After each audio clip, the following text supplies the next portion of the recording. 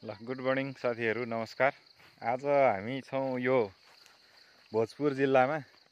अनि आज हामी के गर्दैछौँ ज्वाइँ साहब?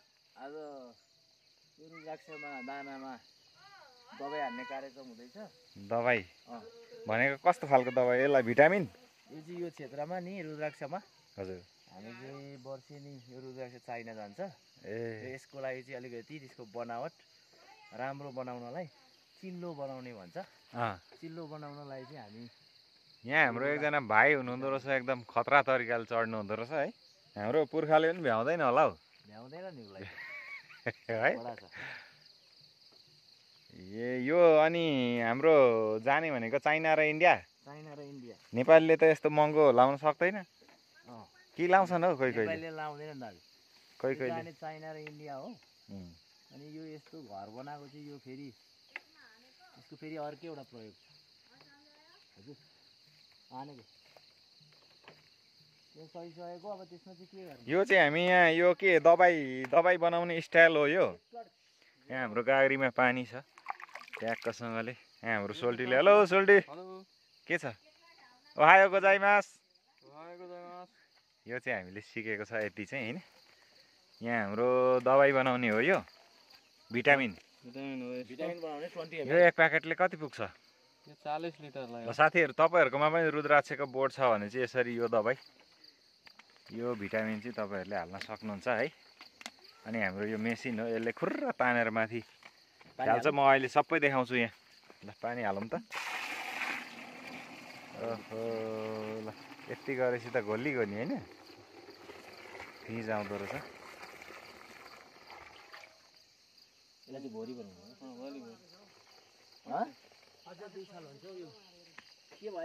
ल म यहाँ रुख माथिबाट कसरी दबाई छिटिन्छ भनेर पनि देखाउँछु है।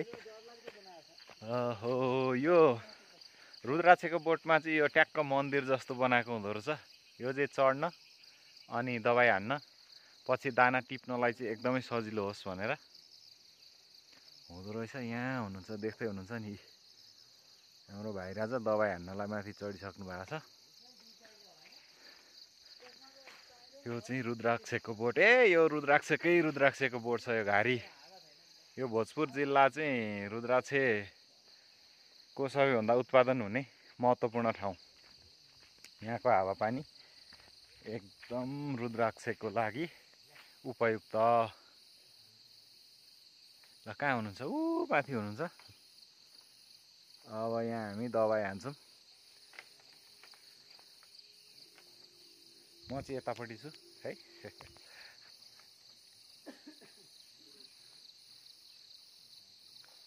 यो पनि रुद्राक्ष, यो पनि यहाँ बाटोभरि रुद्राक्ष नि रुद्राक्ष भेटिन्छ है। यहाँ छ एउटा यो रुद्राक्षको दाना, घाम लागेको छ मस्त है। यस्तो चाहिँ यो बिक्री नहुने, यो सानो खालको हुन त हुन्छ होला है, पशुपतितिर बेच्न राख्छन् नि, सानो ट्याक्क परेको। यो सबै रुद्राक्षको बोट हो। उत्पादन चाहिँ यहाँ कुनै कुनै बेला त खतरा भयो होला। म ज्वाइँलाई सोध्छु है त कतिसम्म उत्पादन भयो, एक वर्षमा रुद्राक्ष बेचेर कति इन्कम हुँदो रहेछ, म्याक्सिमम हुँदाखेरि अनि मिनिमम हुँदाखेरि म सोध्छु है त। अनि यो चाहिँ नेपाली डाँडा हो। अनि नेपाली डाँडामा नेपाल आइपुगेको छ ट्याक्कसँगले। है साहब, यसको यो के अरे आम्दानी सबैभन्दा बढी कति भएको थियो अनि सबैभन्दा कम कति भएको थियो? सबैको भनेको यही बोटको चाहिँ भनौँ न त। यो बोटको म्याक्सिमम भनेको 3 लाखसम्म मात्रै? मात्र 3 लाख भएको थियो। त्यो पल्लो अघि हानेको त्यो पल्लोमा चाहिँ 5-6 लाखसम्म एक सिजनमा है। एउटा बोटबाट वर्षको एकचोटि होइन त? वर्षको एकचोटि, तर अहिले त्यस्तो छैन। मिनिमम चाहिँ कम हुँदाखेरि चाहिँ कति हुन्छ? कम हुँदा यसको एक्चुअल भ्यालु नै थाहा हुँदैन। त्यो चाहिँ दाना 21 मुखे फल्दियो भने 22-25 हानिहाल्छ। त्यो भन्दा नि यो चाहिँ 5 मुखीको हो। 5 मुखीको पनि मार्केट हेरेर थाहा हुन्छ। यसको कतिमा बेच्ने भन्ने चाहिँ त्यो व्यापारीले आफैले त्यो दानाको साइज राम्रो बनावट हेरेर लिन्छ। अर्को कुरो चाहिँ बेच्न मूल्य चाहिँ ठ्याक्कै थाहै हुँदैन। कुनै साल अब केजीको 10,000 पनि हुन्छ, कुनै साल 5,000 केजीको। ए यो केजीमा बिक्री हुने हो 5 मुखे? हो, 5 मुखे चाहिँ केजीमा बिक्री हुन्छ। अच्छा अच्छा। हामी कहाँ छौँ सोल्टी भन्दै नि त? ए अब सबैले थाहा पाइसक्नुभयो। ज्वाइँलाई देखाएपछि अब नेपाल डाँडा भनेपछि त हाम्रो पुरानो भिडियो पनि छ एउटा, ज्वाइँको घर आउँदाखेरि बनाएको। यतापट्टि घर ट्याक्क टिपिकल चाहिँ अलिकति यो खरको छाना भएको भए चाहिँ टिपिकलै हुन्थ्यो। यो जस्ता छानाको आयो, अब खर पाउन छोड्यो। यहाँ दबाई हान्दै हुनुहुन्छ है माथि, यहाँ हेरौँ है राम्रोसँग।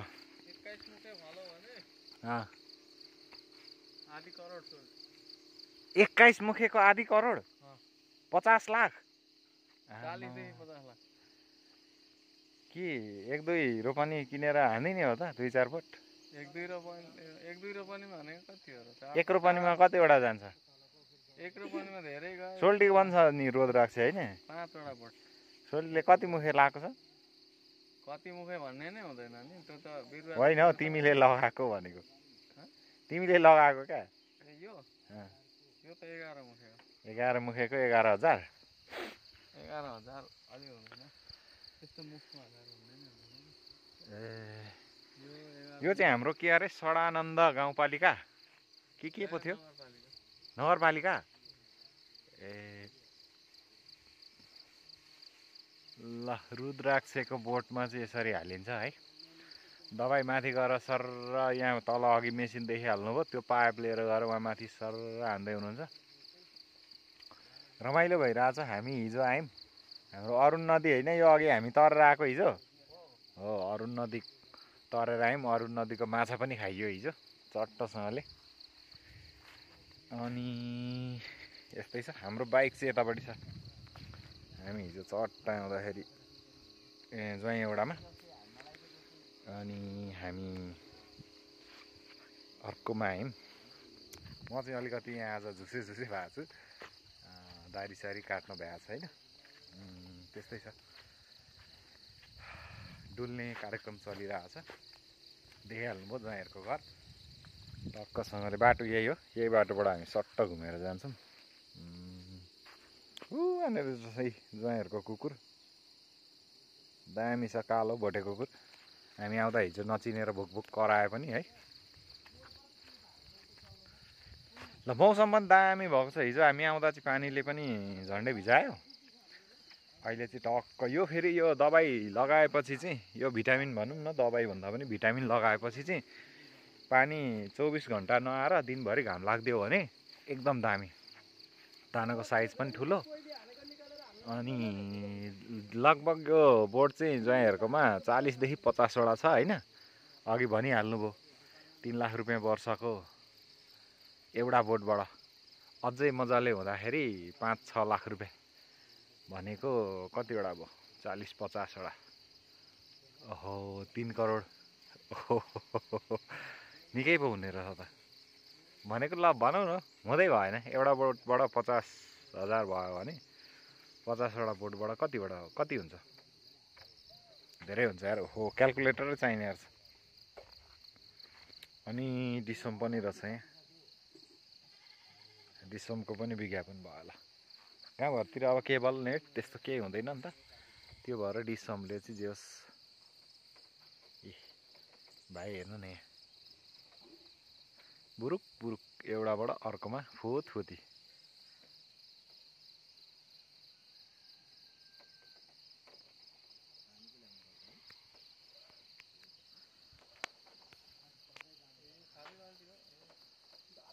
ठ्याक्क खट बाँधेर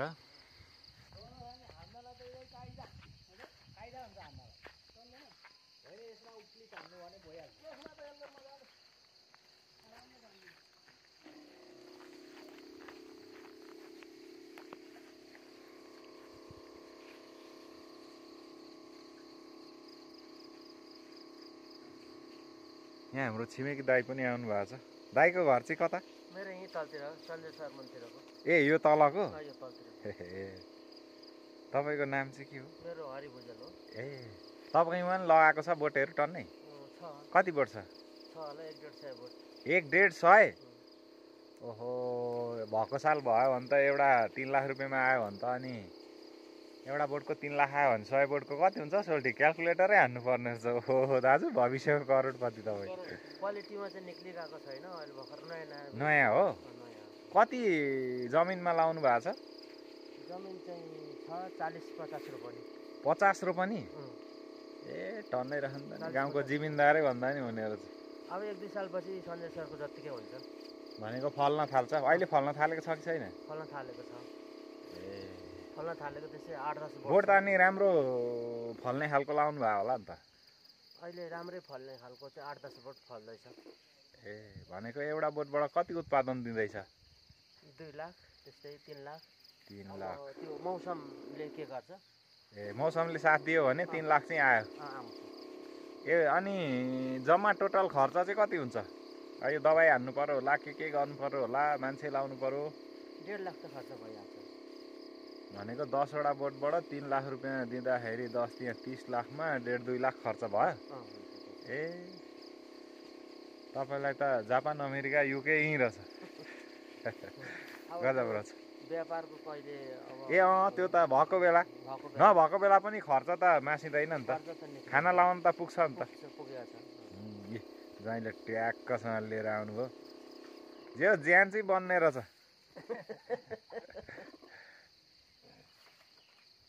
ए भाइवा नाची हानिराख्नु भएको छ तल झरिसके पुग्छ होला एकपल्टि नि लगभग यो कति फिट होला यो बोट है यो कति 40 दुई गाडी माथि लिएर जानु होला दुईटा बोट 40-40 हैन 20-30 फिट त होला है 30 फिट भनेको लगभग कति तले घर लगभग 4-5 तले ए 8 मिटर 3-4 तले घर भन्दा हुने 3-4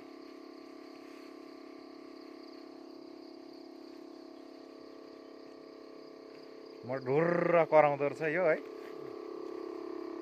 वहाँ माथि पानी फ्यालेको बेला चाहिँ ढुर्र कराउँछ होला यो यहाँबाट पानी ए पानी सिदिन आँटेछ नि त सोल्टी ध्यान दिनुपर्ने रहेछ है पानी सिद्धियो र अनि मोटरले तानेको पानी गऱ्यो भने त कोइल त अनि गइगयो नि छ अलिकति छ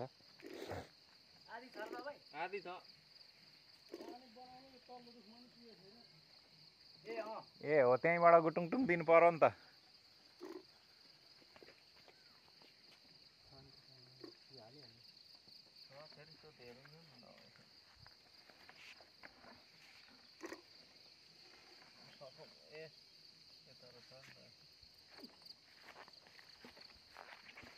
ओहो क्या डेन्जर तरिकाले यार लडिन्छ है लडिन्छ बिस्तारो तर यो चढिराख्ने बानी भएपछि त है मजा आउँछ होला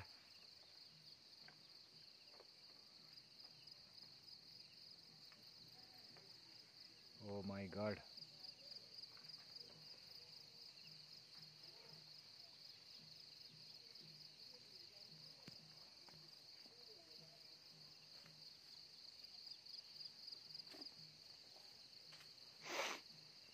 ठ्याक्क 21 मुखे चाहिँ यो बोटमा एउटा फल्नु पर्यो कति एमएम को 30 एमएम को जति हो र ए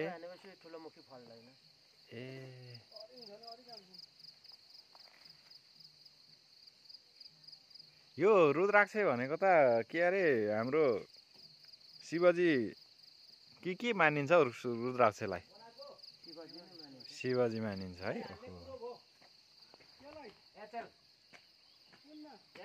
कण्ठमा हानु अनि त्यस पछाडि खाजा खाऊ अलिकति अनि जाउँ भो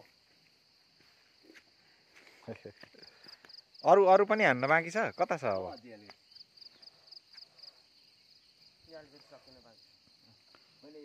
ल साथीहरु अब भिडियोलाई मैले यहीँ टुङ्गाएँ यही हो तरिका देखिहाल्नुभयो रुद्राक्षको बोट कति साथीहरुले त रुद्राक्षको बोटै देख्नु भएको छैन होला यी यता जम्मै यो रुद्राक्ष नै रुद्राक्ष हो घारी है ल सबैजनालाई धन्यवाद जसले यति बेलासम्म भिडियो हेर्नुभयो